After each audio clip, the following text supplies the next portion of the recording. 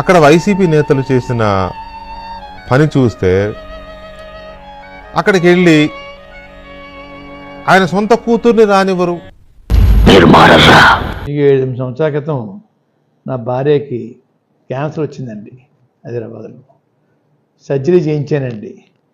15 days హాస్పిటల్లో ఉన్నామండి.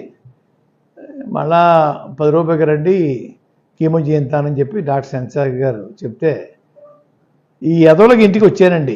5 నిమిషాలు కూడా మూడు బెల్లం మా ఇంటికి రావద్దు.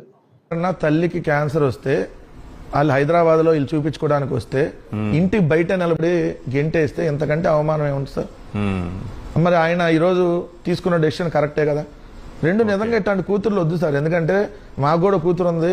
నిజంగా భవిష్యత్తులో చూస్తే నర్రెడ్డి సునీత డిస్కషన్ చేయాలి. ఎందుకంటే తన తండ్రి బతికున్నప్పుడు 4 సంవత్సరాలు తన తండ్రి మొహం చూసేది కాదు, మాట్లాడేది కాదు.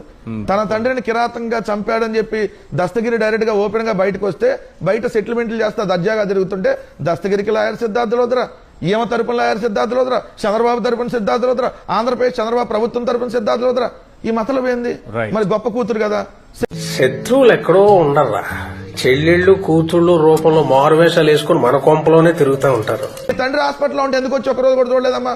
ఏ గొప్ప కూతుర్లు ఈ రోజు వచ్చింది. ఈ రోజు టీవీలో తన తండ్రి అంత్యక్రియలు చూసి ఏడుస్తుంది అని చెప్పి వార్తలు వచ్చినాయి. క్యాన్సర్ వచ్చి వదిలేస్తారా? మా ఇంటికి లోపలికి అడుగు పెట్టద్దు అంటారా? ఎవరు కూతురు అని అల్లుడు? ఎంతకంటే దుర్మార్గం ఇంకేమన్నా ఉంటుందా? చివరి చూపు చూడకుండా ఆ అమ్మాయిని తరిమి కొట్టే ప్రయత్నం చేస్తారు.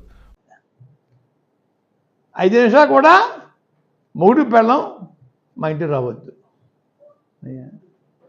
ఇది వారి ఆదేశం అండి. వీళ్ళు మా మీద ప్రేమ చూపిస్తున్నారా? తప్పు తప్పు తప్పు. ఒకసారి పేసి నీ చేతులను